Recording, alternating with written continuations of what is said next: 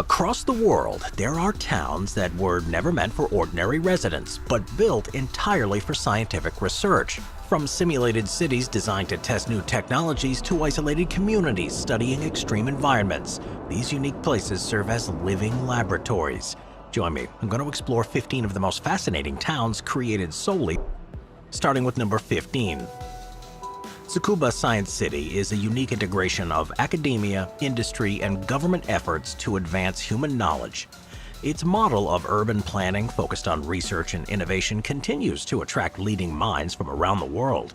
This city is located in Ibaraki Prefecture in Japan, and it's a remarkable example of urban planning dedicated entirely to scientific research. Situated about 37 miles northeast of Tokyo, this carefully designed city spans over 109 square miles and integrates academia, industry, and government into a cohesive training, construction research, physical science and engineering, biological and agricultural science, and public facilities. Notable institutions within the city include the High Energy Accelerator Research Organization, which conducts groundbreaking work in particle physics, and the National Institute of Advanced Industrial Science and Technology, that's a leader in robotics and energy tech. The National Institute for Material Science also stands out for its contributions. At any given time, it hosts about 7,500 foreign researchers and students from 133 countries. That diversity creates a unique environment where cross-cultural collaboration thrives. Among its notable achievements are the identification of molecular structure on superconducting materials, the development of organic optical films for electronics, and the construction of extremely low-pressure vacuum chambers. These breakthroughs highlight the city's role as a global leader in scientific innovation. Number 14. Songdo, South Korea. Songdo officially sustainable development with over 40% of its area devoted to green spaces. Central to this vision is the Songdo Central Park, a 100-acre urban oasis inspired by New York City's Central Park, complete with water features fed by a tidal system. A hallmark of its innovation is its integration of technology into daily life. Major buildings meet or exceed LEED standards, making it a pioneer in green construction in Asia. The city's pneumatic waste disposal system eliminates the need for garbage trucks by transporting trash through an underground network, separating recyclables automatically. This system, coupled with smart infrastructure, makes Songdo a globally recognized hub for sustainable urban living. Songdo is home to an international university campus housing branches of prestigious institutions like the State University of New York, George Mason University, and Ghent University. These campuses attract students and researchers from around the world, and it promotes academic collaboration and innovation. In addition, the city hosts the Green further enhances its global connectivity. Number 13. Kjeller, Norway. Kjeller is a small village located 15 miles northeast of Oslo in Norway. It is a place unlike any other.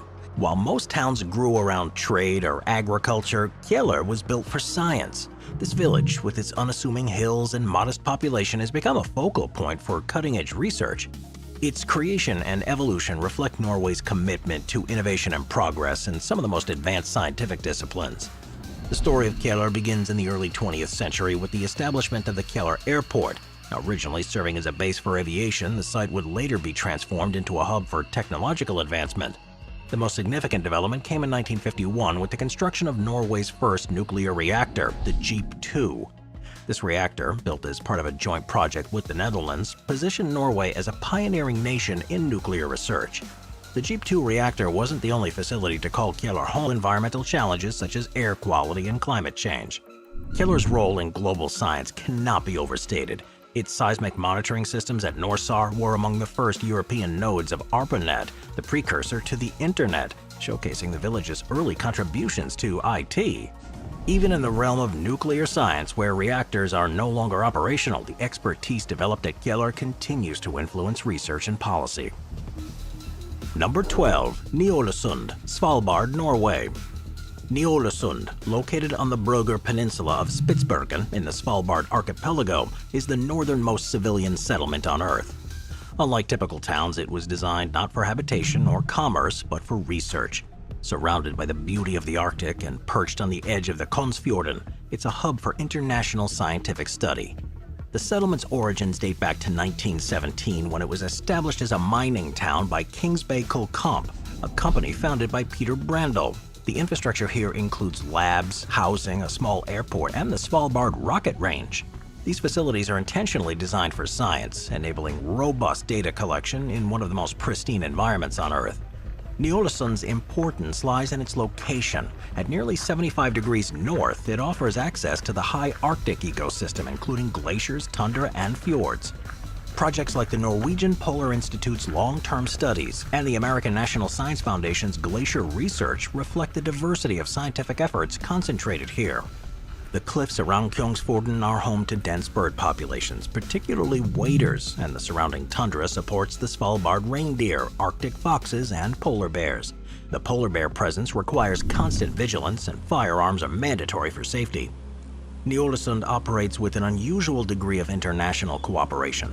Representatives from the participating institutions meet regularly under the Ny-Ålesund Science Managers Committee to coordinate research and infrastructure. Life adapts to these Arctic extremes. Number 11. Alert, Nunavut in Canada. Alert, Nunavut, located on the northeastern tip of Ellesmere Island, is in the northernmost permanently inhabited location on Earth.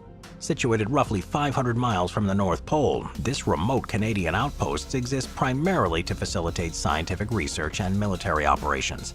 The area gained its name from the HMS Alert, a British Royal Navy vessel that wintered nearby during a polar expedition in 1875 and 76. Over the decades, explorers such as Robert Peary passed through the region during attempts to reach the North Pole. However, the modern settlement was established in the 1950s as Canadian Air Force Station Alert, a strategic military listening post during the Cold War. In 1986, the Dr. Neil Trivett Global Atmosphere Watch Observatory was constructed here to expand atmospheric monitoring capabilities. This facility, located about 3.5 miles from the main station, is part of the global network Cape Grim in Australia, providing unparalleled insights into the Earth's atmosphere. With no permanent residents, the population here consists of rotating personnel serving 3 to 6 month assignments. These include military staff at CFS Alert and scientists working at the observatory. Extreme isolation defines life here, with limited access to the outside world except for occasional supply flights. Winter temperatures often plunge below -40 degrees Fahrenheit, and the sun disappears entirely for several months during the polar night. These conditions demand careful planning for both daily operations and long-term projects. Number 10. Kanuk, Greenland. Kanuk's history is a story of displacement. In the early 1950s, the United States Air Force sought to establish a strategic base in the Arctic during the Cold War, primarily for radar and missile defense. The U.S. chose the area around Thule, Greenland, to build what would become the Thule Air Base, the northernmost U.S. military base. The town is home to an infrasound listening station, IS-18, which is operated by the Danish Meteorological Institute, and forms part of the international monitoring system managed by the Comprehensive Nuclear Test Ban Treaty Organization. The IS-18 station here in Kanuk monitors low-frequency sound waves known as infrasound, which are preceded by a variety of events, including nuclear explosions, meteor impacts, and even large volcanic eruptions. The data collected here helps scientists distinguish between naturally happening events and man-made activities, making Kanuk a key player in international efforts to prevent nuclear testing. The data collected here is sent to global institutions such as the CTBTO and the Danish Meteorological Institute, where it's analyzed alongside data from other monitoring stations. This global network allows for a real-time detection of nuclear testing, seismic activity, volcanic eruptions, and major events. Number 9. Utqiagvik, Alaska. Utqiagvik, formerly known as Research Focused on the Arctic's Extreme Environment. Since then, Utqiagvik has grown into one of the most important centers for Arctic research. The Barrow Arctic Research Center and the Barrow Environmental Observatory, managed by UIC Science, are among the most notable facilities here. They focus on Arctic marine biology, permafrost, indigenous cultures, and climate change, critical studies as this region warms at twice the global average. The town itself is located on the Arctic coastal plain, surrounded by tundra and wetlands. Its landscape is a mix of grass, moss, and sedge, and virtually all of its land is underlain by permafrost. This makes it an ideal location for studying the impacts of climate change on both the environment and wildlife. Animals like polar bears, Arctic foxes, and migratory birds pass through the region, and bowhead whales can often be seen during the spring migration. Research in Utqagvik spans a wide range of disciplines. Projects focus on atmospheric chemistry, ecosystem dynamics, and large animal physiology for our future. Number 8. The Amundsen-Scott South Pole Station. Amundsen-Scott South Pole Station is a place that exists entirely for research, providing a hub for scientific inquiry at one of the most extreme locations on Earth. Situated at the southernmost point on the globe, 9,300 feet above sea level, it's isolated from the rest of the world, accessible only by air during certain months. The station, named after explorers Roald Amundsen and Robert Scott, who famously raced to reach the South Pole in the early 20th century, is a key center for research on geophysics, glaciology, and astronomy. The station's history dates back to about November 1956, when it was first built by the Navy Seabees as part of the United States' contribution to the International Geophysical Year. At that time, no permanent structures existed here, and human presence in Antarctica was limited to seasonal expeditions. What makes this place so unique is not just its location, but the environment it provides for research. The station physics. It plays a role in the study of cosmic phenomena, particularly through the Ice Cube Neutrino Observatory and the South Pole Telescope, both of which rely on the station's clear, dry atmosphere. The station also hosts experiments in low-frequency astronomy and geophysics, all made possible by the station's extreme isolation and unique conditions. Though isolated, it's far from barren here. In the summer, the station supports up to 150 researchers and support staff. During the winter months, the station's population drops to around 50 individuals, often referred to as winter overs, who are cut off from the world outside until the arrival of the next flight months later. This isolation can be mentally and physically challenging, with the station fully self-sufficient, powered by 3 generators running on jet fuel. The winter months also serve their own rituals, such as the traditional viewing of The Thing, a set of films about isolation and survival in harsh conditions after the last flight leaves. Moving on to number 7, Pevek. Pevek was established in the early 20th century as a port for exporting minerals, a crucial step in supporting Russia's expanding northern sea route. Its position along the route made it an important hub for maritime trade and logistics in the region. The town's role, however, shifted dramatically during the Soviet era, when it became a site for uranium mining, often relying on forced labor from nearby gulags. The mining operations were short-lived, and as the Soviet Union collapsed, the mines became unprofitable, leading to a significant decline in the population. By the early 2000s, many of the original mines had closed, and the infrastructure that once supported Pevek began to decay. However, its importance didn't fade with the closure of the mines. In recent years, the town has found new significance as the location of Russia's first floating nuclear power plant. This floating plant is a cutting-edge solution to energy challenges in the Russian Arctic, and it's played a key role in revitalizing the town. The Academic Lomonosov is the world's northernmost nuclear power station. Energy resources and shipping routes, Pevek has emerged as a central hub for scientific research, energy development, and exploration. Number 6. Qaqortoq, Nunavut in Canada. Qaqortoq, or Resolute, located in Cornwallis Island in Nunavut, Canada, stands as an example of a remote settlement, serving as a critical hub for Arctic logistics, research, and exploration. Its significance lies not in its population, roughly 200 people, but in its unique role in scientific research. The town, known as Qaqortoq, meaning place with no dawn, reflects that extreme location. It's positioned near the northernmost part of the Northwest Passage, and it offers unparalleled access to the Arctic environment. The history of Resolute is inseparable from Canada's geopolitical and scientific interests. Established in 1953, the community's origins are tied to the High Arctic Relocation Policy, which aimed to assert Canadian sovereignty over the Arctic during the Cold War. The community's founding provides access to remote research sites like the Houghton Crater, which has been studied for its potential to mimic conditions found on Mars, offering a vital platform for space agencies. The town's infrastructure is shaped by its research-oriented purpose. With few permanent residents and limited facilities, most buildings here are designed to support scientific work and Arctic survival. Though there are basic services, the population is highly transient, with researchers and scientists often arriving for specific projects before moving on to other locations. What makes Resolute truly unique, though, is its role in testing human survival in one of Earth's most extreme environments. The town itself is not a place for conventional living. It exists primarily to support research on Arctic conditions, polar explorations, and even Mars exploration. It's home to the northernmost weather station too, essential for monitoring Arctic climate change and serves as a vital waypoint for researchers.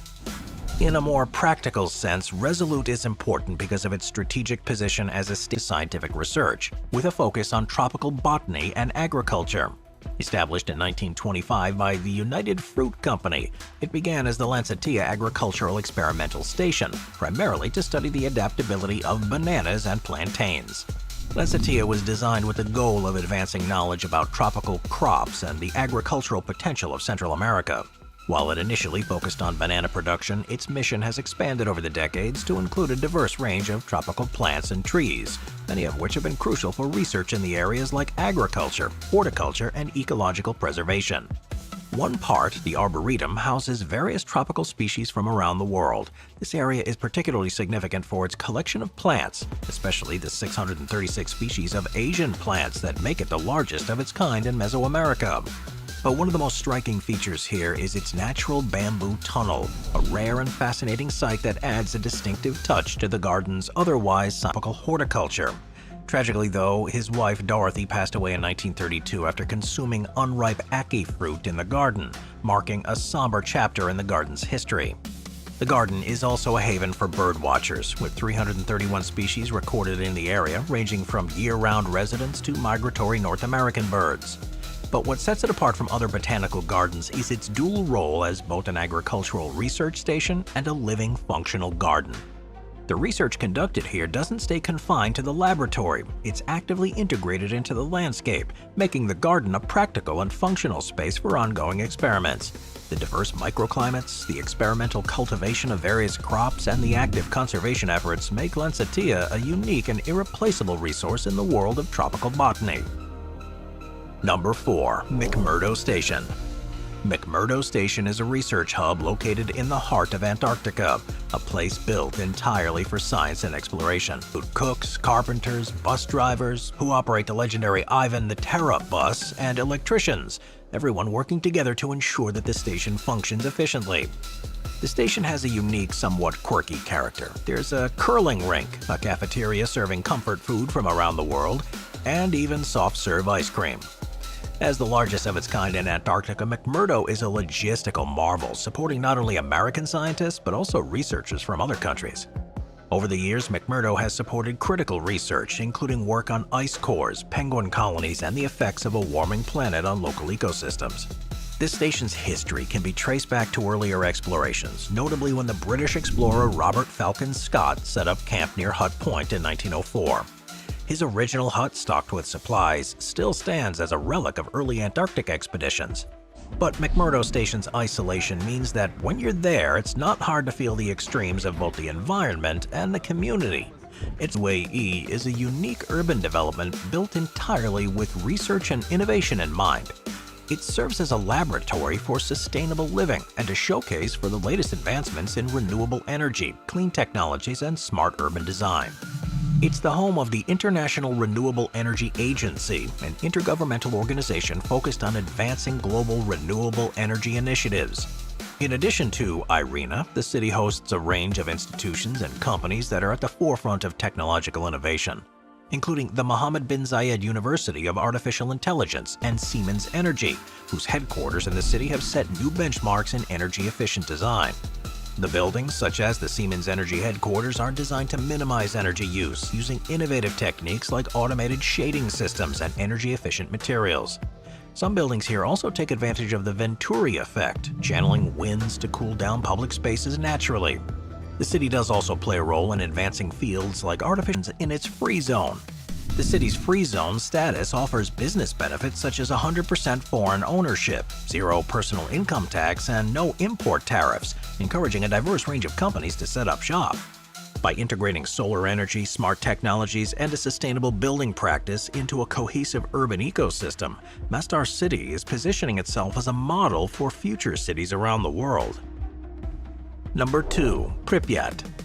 Pripyat, located in northern Ukraine near the border with Belarus, was founded on February 4, 1970 as a model city built entirely to support the nearby Chernobyl plant. Originally designed as the ninth Atomgrad, a type of closed city in the Soviet Union, Pripyat's purpose was to house the workers and scientists who operated and researched at the plant. Unlike many cities built for industrial purposes, Pripyat was created with a clear focus on scientific research and advancement, particularly related to nuclear energy. In its prime, Pripyat was power production, but also on the well-being of the scientific community living there. The most notable structure related to the city's focus on research is the Avangard Stadium, which played a role in the life of the community. The stadium, along with the nearby Azure swimming pool and amusement park, was part of the lifestyle for residents who lived in a city built with specific needs. In fact, Pripyat's development mirrored the Soviet ideology of harnessing nuclear energy for peaceful purposes, represented in a widely promoted slogan, "Peaceful Atom." What sets Pripyat apart from other abandoned cities, though, is the sense of it being frozen in time. The city, now largely abandoned, remains almost exactly as it was in 1986. The Ferris wheel, which was scheduled to open just days after the disaster, stands as a haunting symbol of what was lost. The once thriving sports and cultural complexes are now empty and overgrown. The structures are not merely remnants of an urban landscape, they are physical representations of an entire life of its past.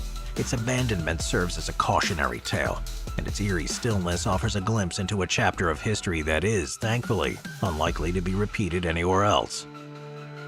Number 1. Green Bank, West Virginia. Green Bank, West Virginia is a small, remote community located in the Allegheny Mountains nestled within the Potomac Highlands. Despite its quaint size, with a population of just 141 as of 2020, Green Bank holds a significant place in scientific research, especially in the field of radio astronomy. The town's primary distinction comes from being situated within a National Radio Quiet Zone, a 13,000 square mile area that enforces strict restrictions on radio transmissions, making it one of the quietest places on Earth.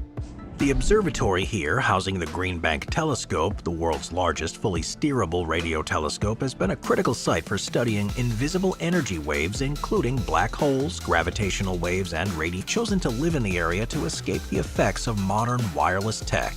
The region's remote and quiet nature has also attracted groups interested in escaping the more chaotic, digitally connected world. In 1961, it was here that Frank Drake presented the Drake equation, a mathematical formula developed to estimate the number of potentially detectable extraterrestrial civilizations in our galaxy. While the observatory no longer operates under the National Radio Astronomy Observatory, its research continues to be at the forefront of astrophysical study.